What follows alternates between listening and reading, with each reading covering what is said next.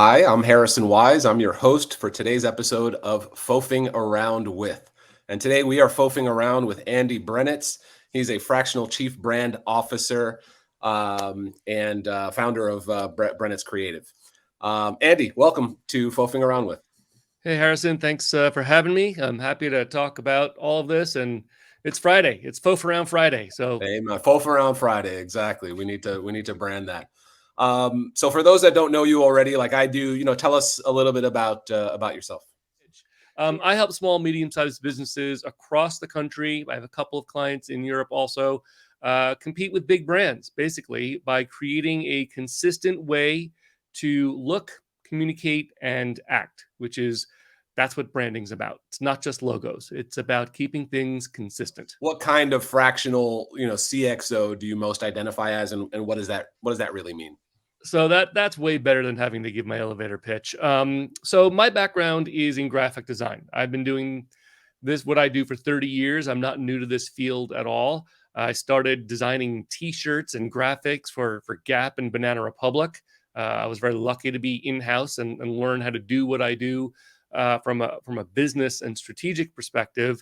And then very quickly, they actually gave me those responsibilities. I wasn't just designing cool stuff or managing designers.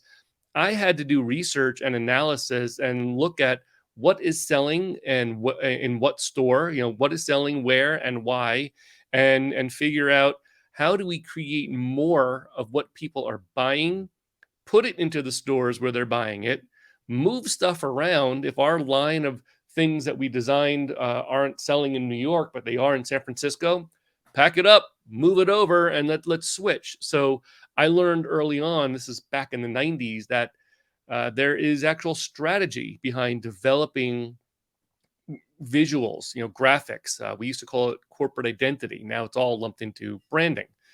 And over the years, I've been more and more involved in the strategy behind why we make things look the way they look or sound the way they sound for a company. And that's really what brand is. It's the personality behind everything. If you can really understand your personality, where you fit in the market, how you want to come off, the design comes easy. That's one of my taglines. I have a series of business cards. Again, former graphic designer. Each one is a different saying on the back, and one of them is design without strategy is just art. Mhm. We have to have a design. We have to have a strategic reason for everything we do, and that's what people get when they hire me. It's not just pretty pictures. Yes, I could design logos and websites and brochures all day long, but I want to find out why. Why are we doing this? What's going on with your business goals, your strategy? And if I do my job right, all of the marketing that a company will do will work much more effectively. So, there's a lot of, especially our colleagues, right? A lot of fractional CMOs, their job will be a lot easier once I'm done doing my job. Do you hone in or specialize in a specific industry? I tend to do a lot of work with B2B professional services. I understand it really well. I've worked a lot with technology, health and wellness, med tech and things like that. But I've also worked with solopreneurs, one person businesses, especially during the pandemic when people were either making their side hustle full time out of necessity, or they just wanted to, or a lot of people got furloughed and they said, "Well, I'll Hmm. just go into consulting." They Right. didn't know, how do I talk about myself? I'm going to a networking event. I don't really, I don't know how to describe what I do, and I would help them with an aspect of branding, which is the messaging. A positioning statement. Here's how you talk about your business. It's not it's the fundamental thing that everybody needs to know. And of course, I flubbed my own elevator pitch, cobbler shoes, right? I do it for other people all day long, but when it comes to my own, I like helping other people more than talking about myself. Who owns messaging? I've done it as a marketer. I've done it, and the PR guy. I've done it for our clients and their positioning as well. And based on sort of what you're sharing, it seems to kind of cross over with branding, right? But Yeah. how do you draw that line and say this is this is our swim lane or that's your swim lane? I'd put it like this: if for what I do, it's really creating the foundation that everything else can be built on. So if I build the framework, say a key message, it's not. I can write the elevator pitch and I can write a key message, and we can put together, one of the things that we do for clients is we put together a brand and messaging strategy playbook. Mhm. There's no logo in it. It's just helping a client define, literally, we do a workshop and then we write it for them until they approve it. Purpose, mission, vision, values. We'll write their value statements, positioning, brand image, key message, and then talking points and proof points. So we're not actually, we'll start tone of voice. You need to use bigger words, not smaller words. It's all Mhm. based on their audience, right? Who Mhm. they want to be and who their audience is. We'll make that determination. And then the talking points and proof points are important because they're just short statements that anybody else, any other marketer or a PR person or a copywriter, they can look at those and say, these are the things, these are the important points, these are the facts that we can talk about. Now let's go write the messaging in a way that whatever we're working on in this moment needs to be written, right? A blog is written differently than a press release. Right. Advertising copy is written differently than a blog. Headlines for Google ads are a little bit different than for social. Mhm. I don't get into all that. I'm creating the framework, the foundation that everybody else can say, oh, this is the start that I needed Right. because this is who this company is all about. Now let's go express that. So foundation creation. You're Yeah. creating the foundation with which everything else, the marketing platform is built on. Yep. And in my world of branding, if you think about it like architecture, right? If the foundation of a building isn't strong, the building Right. isn't going to stand very long. It's going 100%. to collapse on its own weight. That's So right. you need to have a strong foundation. And one of the my ideal clients or people that I tend to work with a lot in terms of startups is they've been around for 3 to 5 years. They're not quite the startup. I know that's the modern definition. They're Right. still under 5, whatever. But a lot of times I'll work with companies that they bootstrapped it themselves. The founder, the owner, the inventor, whoever it might be, they did what they could for 3 to 5 years because they couldn't afford an expert Mhm. to come in and help them. Mhm. Maybe they thought they knew a little bit about marketing, right? How many of our clients, I know about marketing. Of course you do. We all read the same articles and an entrepreneur or Googled it, here's how to do it. Or maybe today they're using Chat GPT. How do I come up with a marketing plan? Bloop, there it is. Oh yeah, sure. That's a marketing plan, whatever. Right. Right. Um, but after a few years, they realized this worked then. This got me started, but now I need to fix inconsistencies. I need to smooth things out. And that's where an expert comes in to say, okay, yeah, this is about 80% of the way, or it's only 40%. We need to really fix some things before you can move forward. And that's what I do. That's really what I like to do. Startups are great when they're, the very initial stage, they're just creating something. I just need a logo. I can do that. Yes. Mhm. But who are you? I ask questions. Who are you? How do you want to be perceived? And if only to be able to write a simple statement so that we can design better marketing, a website, brochure, even a logo or a business card. But after 3 or 4 years, what they thought they wanted to be is totally different, right? Now they really know what the market wants, who they want to be, and that's where I can dig in and say, great, that's really what I can work with. Awesome. No, that's awesome. And kind of staying on the kind of fractional narrative a little bit. What do you think is the biggest misconception that people have about fractional in general, and as it relates to us in the FOAF network? Fraction of a fraction. I think we're defining it for ourselves. Fractional CIOs and CFOs have been around for a while, and I think people understand what that is. Having been everything from an in-house designer to a freelancer to an agency owner, I think we're all still trying to define that for ourselves. I see plenty of people who are calling themselves fractional CMOs. When I ask the kind of work they're working on, it sounds to me like they're just a freelancer. Mhm. So I think we're still trying to define the difference between freelancer, contractor, consultant, Mhm. advisor, coach, and fractional. Like, what is the difference? I think the key difference between all of those is when the client realizes they should be treating us like a part-time employee embedded at the top, and that we can talk to them like we're in the C-suite. They talk to us like we're a colleague when they realize we're here to help them.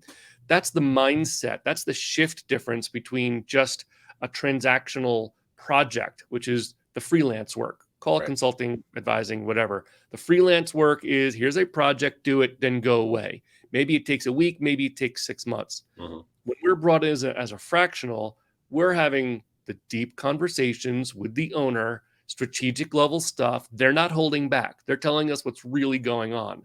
And I have a couple of clients who are like that, who I'm a fraction of a fraction with them. They can't afford even fractional, right? I am definitely. That's why I was attracted to what we're trying to build with FOAF. Is I've actually been doing this. I didn't realize I was doing this, but I've Mm-hmm. been doing this for 8 years because in every retainer that I have, Exactly. and that's the way I work. I will do a branding project and then I try to do ongoing work. There's always a couple of hours that's just set aside to do strategic consulting Right. with the owner or whoever I'm working with. Right. And that's just a checkup call. Hey, what's going on? And the projects that work the best is when they actually tell me. They tell me the good, the bad, and the ugly. The clients who Mm-hmm. tell me everything's roses, everything's going great. I just need to come up with a new campaign.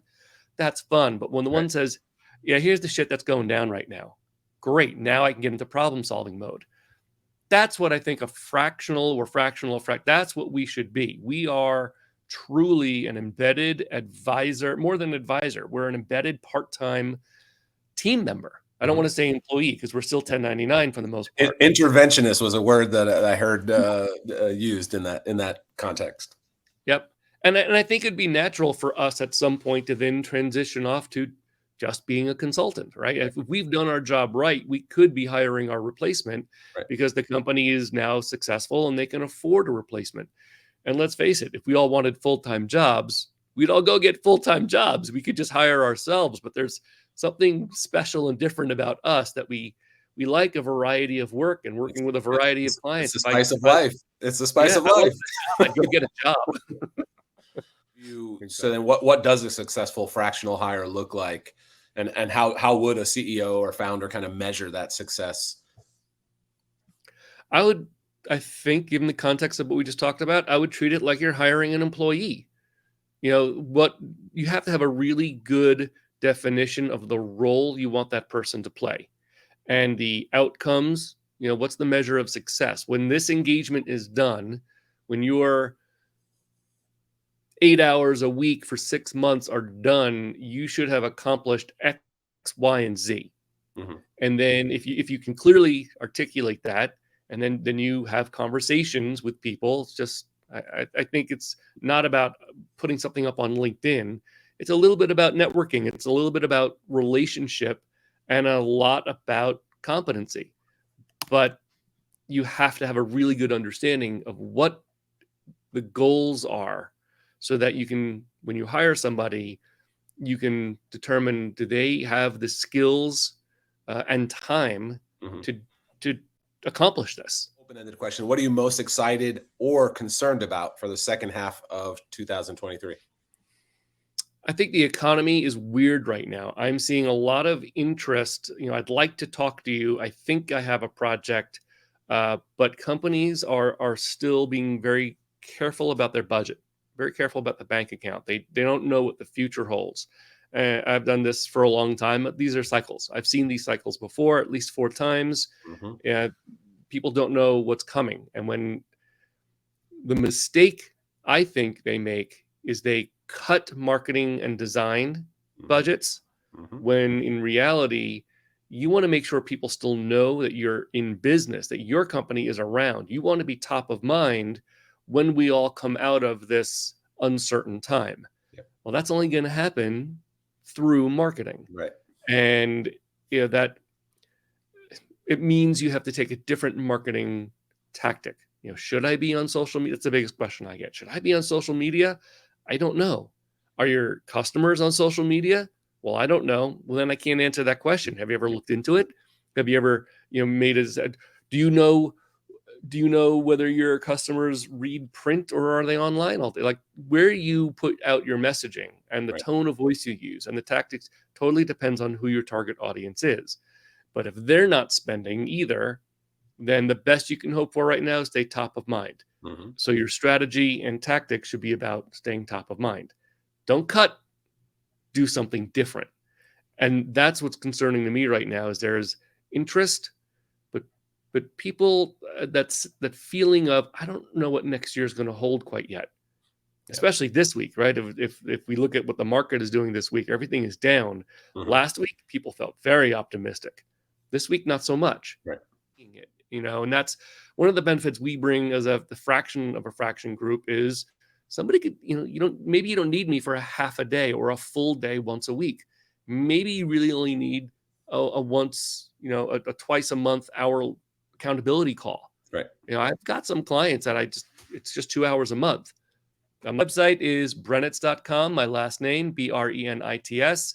You can also see andybrenits.com, which is more of my personal site, and LinkedIn, because I'm not using Twitter, X, whatever it is anymore. I'm just on LinkedIn. Awesome. It's great FOAFing around with you today on FOAF Around Friday. I love it. Thank you for joining us. Thank you for having me. This was fun.